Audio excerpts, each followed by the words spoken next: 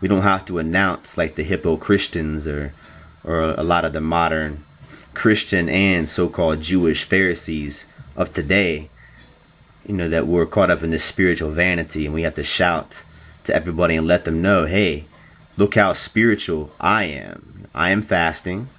I'm hurting for Jesus. I'm just hurting for the Lord. Hurting for Jesus. Look at my face.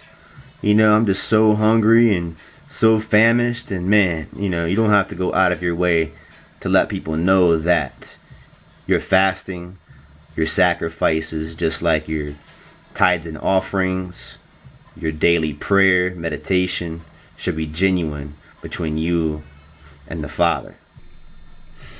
And just like Yom Kippur, or the Feast of Atonement, you also had the original Yom HaBikurim, which was the original Passover that the original Hebrew Israelites kept from the original Torah as well.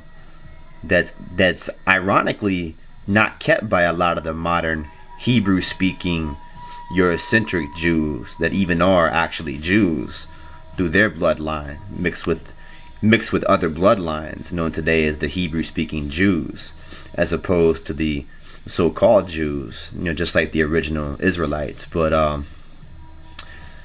whether it be the first two Passovers, and those are good for partial fastings, even Yom HaBikurim, a fasting just like on January 7th through half of the day, from sunrise until 3 o'clock in the afternoon, as opposed to Yom Kippur, which is fasting from sundown to sundown, a full 24-hour fasting.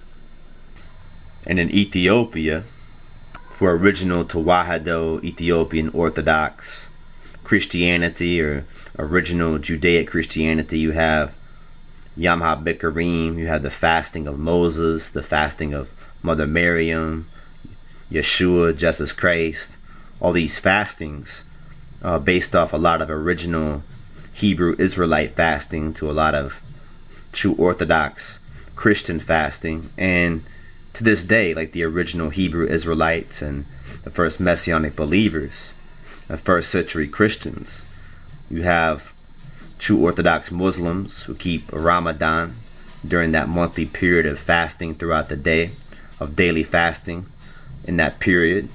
You have a lot of modern Orthodox and Reformed Jews today that also fast. But regardless of your particular denomination, as a true born-again believer in the New Covenant and a true disciple, whether you call yourself a Messianic believer, Messianic Jew, Israelite, Orthodox Christian, or Rastafari, disciple, as true born-again disciples, we should fast, but let our fasting be seen by our Father. Let's not get caught up in that spiritual vanity like the hippo Christians. At the same time, let's not be like the modern so-called Jewish Pharisaical hypocrites as well, because I've heard a lot of modern Pharisees from a so-called ultra-Orthodox Judaic perspective. Notice I did say so-called Orthodox Jewish perspective, that will say, well, you have to keep the Torah. The Torah says that anyone who doesn't keep the Torah, including keeping Yom Kippur on that day, will be cut off from the book of life. Now, that was relevant in that time, as it still is today. That was relevant in that time with the faithful original Hebrew Israelites because of that penalty. But it is a modern, altered, Talmudic perception on the original Torah, even through true modern Orthodox Judaism and Reform Judaism or Messianic Judaism. Even true modern Orthodox Jews know that this Talmudic perspective is not 100% accurate. Now, if it is revealed to you, Yah willing, even as a messianic believer of the new covenant and even a modern day born again Christian, then it may be somewhat relevant for you to try to keep that particular fasting day. Is it mandatory as far as being cut off from the book of life or maintaining salvation in Yahweh's kingdom? No. What is mandatory is basically keeping the Torah, is keeping Yahweh's commandments and the new covenant through YESHUA, Jesus Christ. And you want to talk about hardcore when it comes to actual discipleship and true spiritual fasting. There's missionaries, and not so-called missionaries that the so-called, the Pharisaical so-called Jews or Christians talk about, but true actual missionaries and apostles in our time, true messianic apostle Christians that are sent to uncharted lands to preach the gospel to native Indians and people that have never heard of the word of Yahweh, Jehovah God. They have never heard the word YESHUA or Jesus Christ. These are uncharted lands, from the modern Babylon system.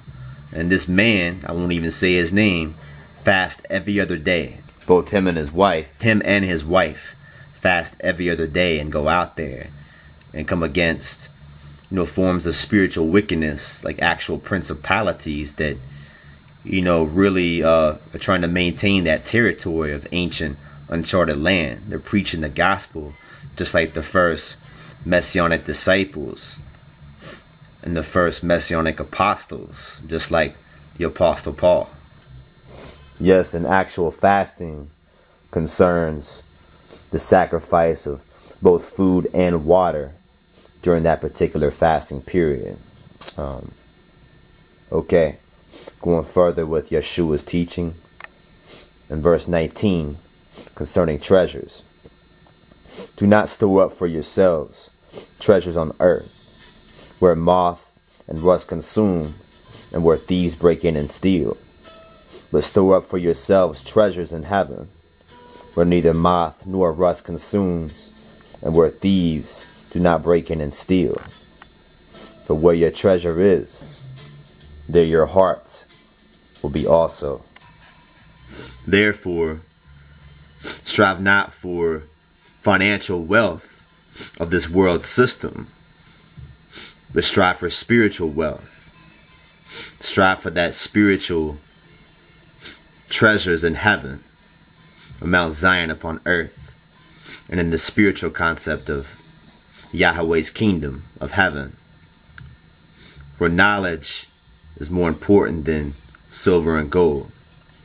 Just like the wisdom of King Solomon, inspired by the Most High Jah and the Holy Spirit, and also influencing Bob Marley's music, don't gain the world and lose your soul, for wisdom is better than silver and gold. For Zion train is coming our way, and that is Yahweh, the sound eye, verse 22.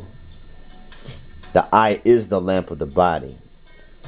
So if your eye is healthy, your whole body will be full of light. But if your eye is unhealthy, your whole body will be full of darkness. If then the light in you is darkness, how great is the darkness? Keep your spiritual eye, or your third eye, in Yahweh's kingdom. Going back to the first original commandment, strive first for the kingdom of Yahweh, Jah, and keep your center focus on him and his kingdom. Verse 24, serving two masters. No one can serve two masters, for a slave will either hate the one and love the other, or be devoted to the one and despise the other. You cannot serve both Elohim and wealth. To serve wealth is to be of the world system, caught up in personal carnal desires, pure vanity, materialism, etc., etc.